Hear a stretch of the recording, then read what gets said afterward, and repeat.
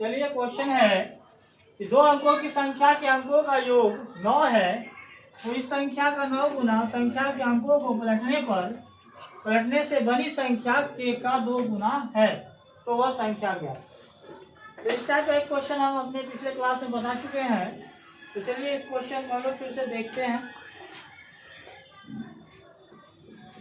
तो इसमें बताए थे कि माना कि दहाई का अंक x तथा इकाई का अंक y है। इसलिए दो अंकों की संख्या बराबर हो जाएगा 10x प्लस y। अब फिर लिखेंगे क्योंकि अंकों के क्रम को उलटने पर प्राप्त नई संख्या बराबर हो जाएगा 10y प्लस है। ठीक है, तो पिछले क्लास में इस टाइप के क्वेश्चन को समझा चुके हैं, और ज़्यादा जिसको दिक्कत है वो पिछले क्लास वाले मेरा एक वीडियो देख लीजिएगा, उसमें इसको अच्छे से समझाए हैं। और चलिए आगे चलते हैं प्रश्न से क्या करेंगे। क्वेश्चन में क्या कर रहा है कि दो अंकों की संख्या के अंकों का योग 9 है। अंक मतलब क्या, जो अंक हम लोग माने हैं, दहाई का अंक क्या है x है और इकाई का अंक क्या है y है। तो x और y यानी कि दोनों का योग, अंकों का योग यानी कि x और y का योग कितना हो जाएगा 9। इक्वेशन 1 अंकों का योग का अर्थ क्या हुआ कि इसके अंक क्या माने, दहाई का अंक x और इकाई का अंक क्या माने y, तो इस दोनों का जोड़ जो होगा 9। ठीक है, पुनः प्रश्न से आगे चलते हैं। पुनः प्रश्न से क्या कह रहा है कि इस संख्या का 9 गुना, कौन संख्या जो 10x प्लस y है, इसका 9 गुना संख्या के अंकों को उलटने पर बनी संख्या का 2 गुना, जो नई संख्या ये इसके 2 गुने के बराबर, यानी इसका 9 गुना 10x प्लस y है, इसका 9 गुना इसके 2 गुने के बराबर है, 10y प्लस x के 2 गुने के बराबर है। इसको मल्टीप्लाई कीजिए, 90x प्लस 9y बराबर 20y प्लस 2 है। ठीक है, अब क्या करते हैं, इसको सॉल्व करते हैं। सारे को उठा के एक तरफ ले आइए, तो 90x minus 2x plus 9y minus 20y बराबर 0। 90 में से 2 जाएगा तो 88x, 20 में से 9 जाएगा कितना हो जाएगा 11y बराबर 0। इसमें से आप क्या निकाल लीजिए, 11 निकाल लीजिए, 8x माइनस y बराबर 0। तो 8x माइनस y बराबर 0 हो जाएगा इक्वेशन 2।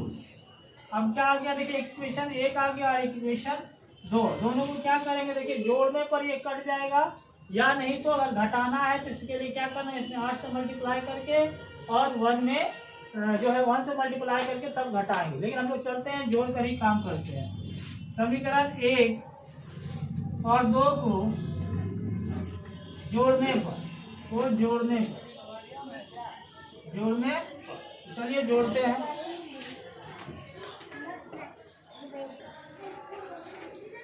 चलिए दोनों समीकरण को हम लोग जोड़ते हैं। तो पहला इक्वेशन x प्लस वाई बराबर 9 है, दूसरा इक्वेशन है आपका 8x माइनस वाई बराबर 0। तो दोनों का ऐड करेंगे, जब ऐड करेंगे तो इसमें चिन्ह नहीं बदलता, आपका चिन्ह जो है ऐड करने में नहीं बदलेगा, या घटाएंगे तो बदलेगा। तो जोड़ने पर ये और ये कट जाएगा, 8x और 1x क्या होगा 9x, और यहाँ 9 और 0 जोड़ेंगे तो 9 ही आएगा। 9 और 9 कट गया तो x का वैल्यू 1। अब x का मान क्या करेंगे, समीकरण 1 में रखने पर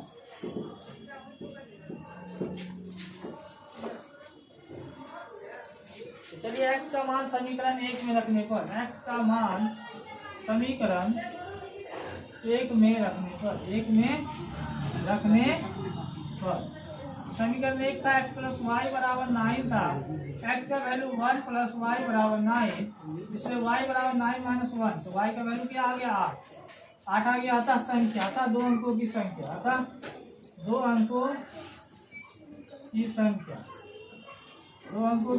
बराबर फॉर्मूला होता है 10x प्लस वाई।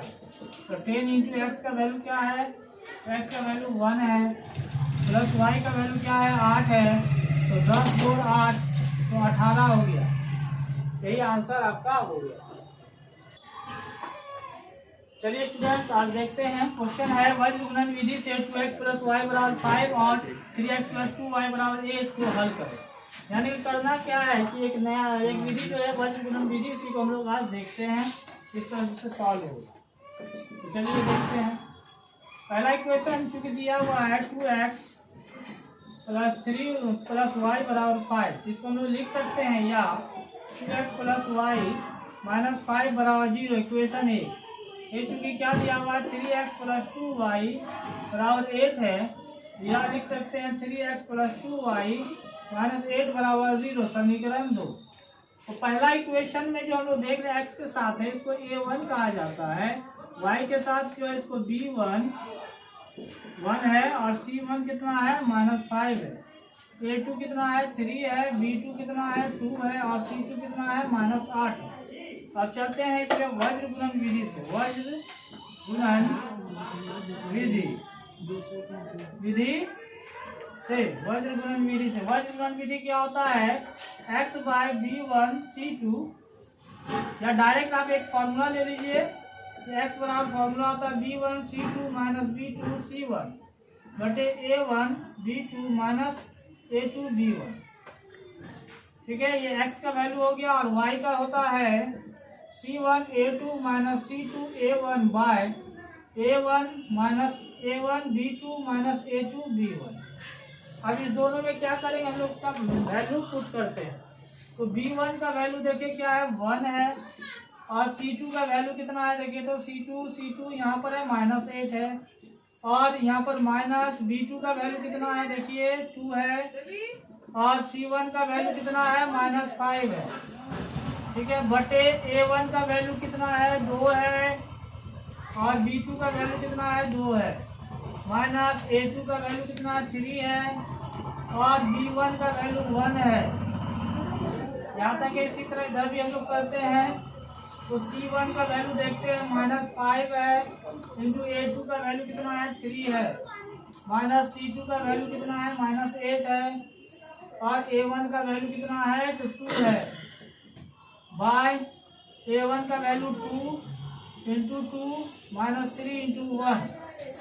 चलिए इसको सॉल्व कर लेते हैं।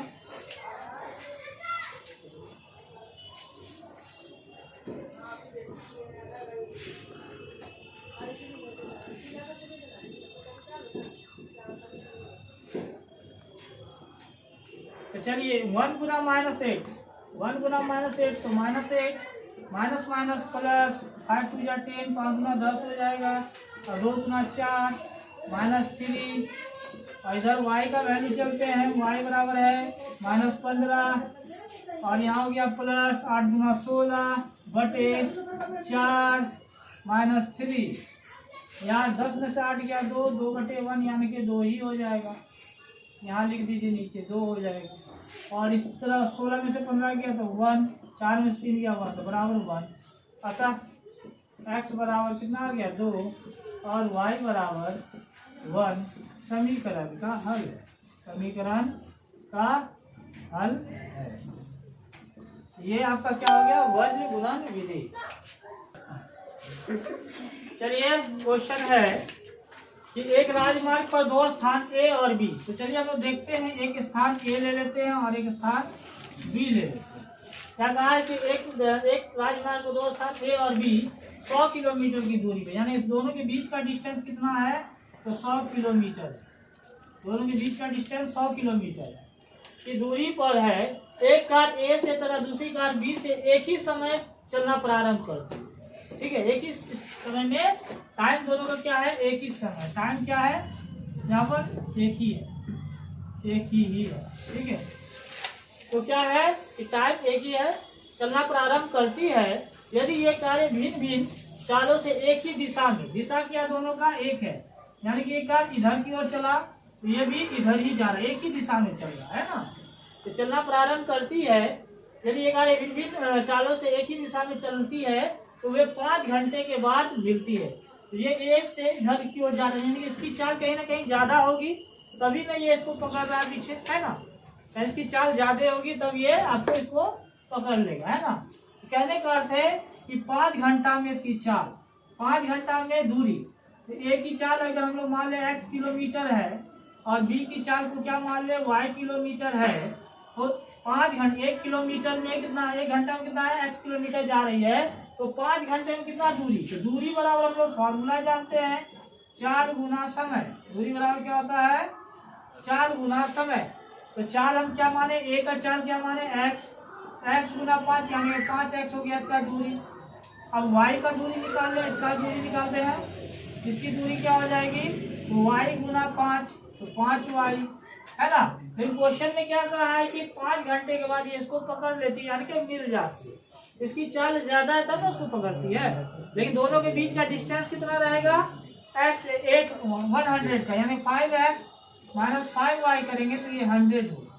यानी दोनों के बीच का डिफरेंस कितना रहेगा, तो 100 किलोमीटर का हमेशा डिस्टेंस रहेगा, है ना। यानी कि कहने का अर्थ है, ये ऐसा लिख रहे हैं इसलिए ये हो सकता है कि 600 किलोमीटर दूरी तय करेगा और यहाँ कितना होगा 500, है ना। तो 600 में से 500 घटाएंगे तब ना 100 आएगा। यानी कि 100 दूरी जो है ये कवर किया है ना, इसकी तुलना में ये क्या किया, 100 डिस्टेंस को कवर कर लिया, मेकअप कर लिया, तब उसको 5 घंटा में क्या किया, पकड़ लिया। ठीक है, तो चलिए इसको हम लोग थोड़ा सिस्टमेटिक ढंग से सजाकर लिखते हैं।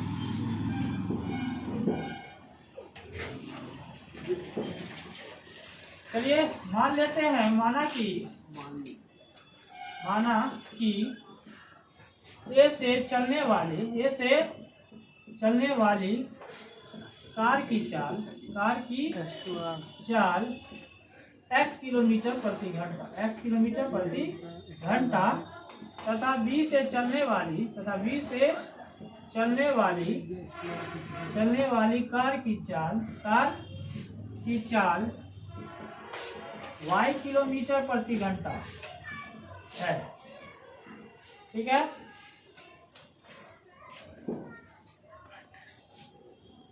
तो प्रश्न से क्या हो जाएगा, 5 घंटा में 5x माइनस 5y बराबर कितना 100। इसे 5 निकाल लीजिए, x माइनस वाई बराबर 100। 5 से इसको घटा दें, 5 गुना 10 20, तो x माइनस वाई बराबर क्या 20, इक्वेशन 1। ये समीकरण 1 होगा।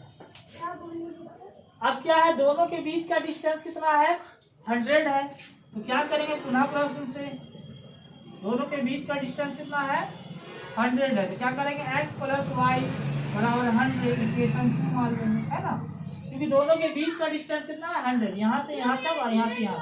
जब ये दोनों एक ही दिशा में चलेगी, क्वेश्चन में ऐसा क्रिएशन नहीं किया गया है, लेकिन हाँ कहने का तात्पर्य इसका यही है कि ये जब एक ही दिशा में यानी विपरीत दिशा में चलेगी तो क्या होगा, ये 100 किलोमीटर का डिस्टेंस कवर करेगी। अब इस दोनों को सॉल्व कर लीजिए। समीकरण 1 में से 2 को घटाने पर, 1 में से 2 को घटाइए, x माइनस वाई बराबर 20, x प्लस वाई बराबर 100। माइनस करते हैं तो ये कट जाएगा और यहाँ माइनस 2y बराबर 100 में से 20 जाएगा, माइनस 80, माइनस कट गया 2 से 40 बार में, y का मान 40। चलिए आगे करते हैं, y का मान समीकरण 1 में रखने पर, चलिए समीकरण 1 आपका था x माइनस वाई बराबर 20, तो x माइनस 40 बराबर 20, x बराबर 20 प्लस 40 कितना हो गया 60। पता लिख देंगे,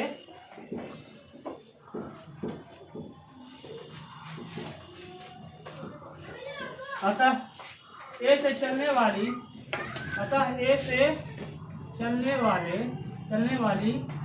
कार की चाल 60 किलोमीटर प्रति घंटा तथा बी से चलने वाली कार की चाल 40 किलोमीटर प्रति घंटा है। चलिए इसका सॉल्यूशन हो गया।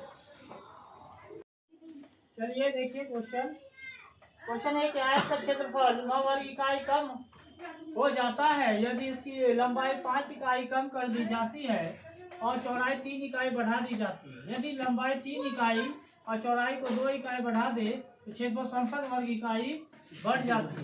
तो आयत की विमाई जाती है। तो एक आयत जो है इसमें क्या होता है, लंबाई और चौड़ाई होता है, ठीक है। अगर हम लोग मान ले इसकी लंबाई को x, लंबाई को क्या मान ले x और चौड़ाई को क्या मान ले तो y मान ले, ठीक है। लंबाई x है, चौड़ाई y है, इसलिए क्षेत्रफल इसका अगर हम लोग निकाल रहे हैं इसका तो x y यानी कि लंबाई गुना चौड़ाई हो जाता है, ठीक है। तो चलिए इसको देखते हैं। माना कि आयत की लंबाई x तथा चौड़ाई y है। माना क्या कि आयत की लंबाई x तथा चौड़ाई y है, इसलिए आयत का क्षेत्रफल क्या हो जाएगा, लंबाई गुना चौड़ाई यानी कि x इंटू वाई हो जाएगा। अब प्रश्न से चलते हैं हम लोग। प्रश्न में क्या कह रहा है कि यदि आयत के क्षेत्रफल 9 वर्ग इकाई कम हो जाता है, कब ऐसा होता है, यदि उसकी लंबाई 5 इकाई कम कर दे। लंबाई जो x था उसमें 5 की कमी कर दीजिए और क्या बोला, चौड़ाई 3 इकाई बढ़ा दीजिए, चौड़ाई को 3 इकाई बढ़ा दीजिए। तो लंबाई गुना चौड़ाई, ये लंबाई हो गया और ये चौड़ाई हो गया। तो लंबाई गुना चौड़ाई क्या होता है, आयत का क्षेत्रफल होता है। तो ये क्षेत्रफल में क्या होता है कि आपका कितना बढ़ जाता है, 9 वर्ग इकाई की कमी हो जाती है, बढ़ती नहीं है, कमी हो जाती है। तो चलिए प्रश्न से x-5 और y+3 बंद करो। ये क्या किया, लंबाई और चौड़ाई, लंबाई गुना चौड़ाई बराबर क्षेत्रफल होता है। तो क्वेश्चन में क्या कहा कि क्षेत्रफल में 9 वर्ग इकाई की कमी। तो पहला वाला जो क्षेत्रफल था उसमें 9 वर्ग की कमी हो जाएगी, ठीक है। तो चलिए x को y से गुना करेंगे तो xy+3x, इसको गुना करेंगे -5y-15 बराबर xy-9। तो देखिए यहाँ xy खत्म हो जाएगा, 3x -5y बराबर -15 उधर भेज दीजिए, 9 + 15 तो 3x -5y बराबर 15 में हो गया 6, इक्वेशन 1। अब चलते हैं पुनः प्रश्न से।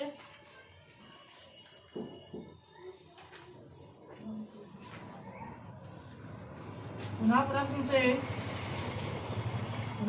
से तो क्या है कि आप क्वेश्चन में कह रहा है आगे, यदि लंबाई 3 इकाई और चौड़ाई 2 इकाई बढ़ा दे, लंबाई में 3 इकाई और चौड़ाई में 2 इकाई की वृद्धि कर दे तो क्या होगा, क्षेत्रफल 67 वर्ग इकाई बढ़ जाता है। इसको बढ़ा लीजिए, इसको इससे गुना करिए तो xy+2x +3y +3 6 और xy+67, xy कट जाएगा, 2x + 3y बराबर 67 - 6, तो 2x + 3y बराबर 61, समीकरण 2।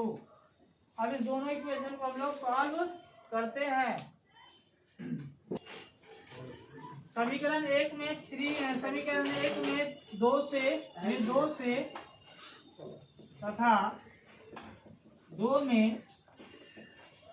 इक्वेशन 2 में 3 से गुना कर घटाने पर चलिए इसमें हम लोग क्या करेंगे, तो 2 से गुना करेंगे और इसमें 3 से। चलिए इक्वेशन देखते हैं हम लोग।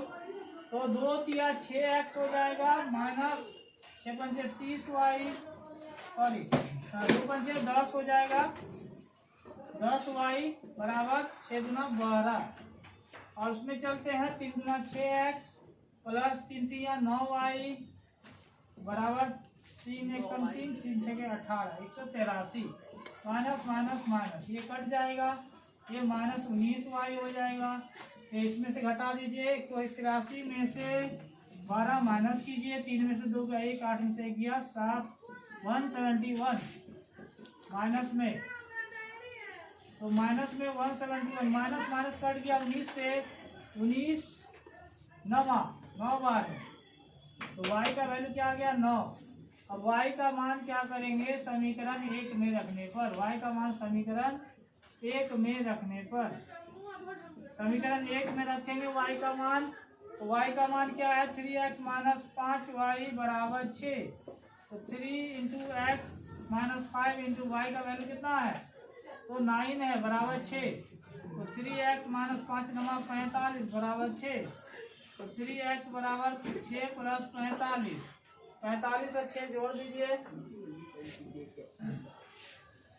45 और 6 जोड़ दीजिए तो कितना आ जाएगा 51। 51 3 से घटा दी 17 3 51। x बराबर 17 हो गया। अतः लंबाई कितना हुआ 17 और चौड़ाई कितना हो जाएगा 9 वर्ग इकाई 9 हो जाएगा।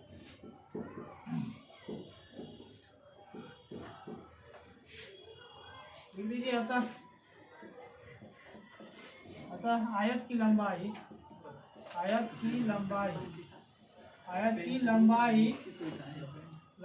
17 इकाई तथा चौड़ाई 9 इकाई है। चलिए ये हो गया।